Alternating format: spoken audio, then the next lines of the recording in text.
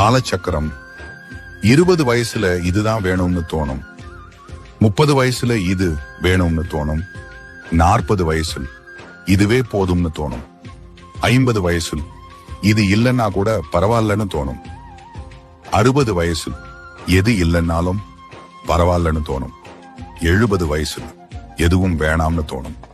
காலமாற்றம், காலச்சுழற்சி, கால நேரம், பிடிவாதம் எல்லாம் முடக்குவாதமா மாறும், ஆணவம் எல்லாம் பணிவா மாறும், அதிகாரம் எல்லாம் கூனி குறுகி மாறி இருக்கும், மிரட்டல் எல்லாம் கப்சிப்னு ஆகி இருக்கும்.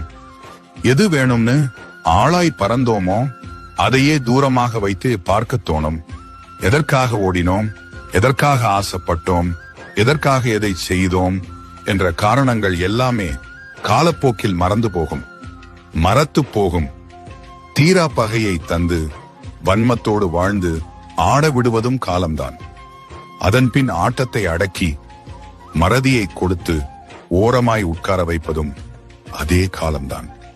வெளியே மாளிகையாய் தோற்றமளிக்கும் எதுவும் உள்ளிருக்கும் விரிசல்களை எடுத்துரைக்காது.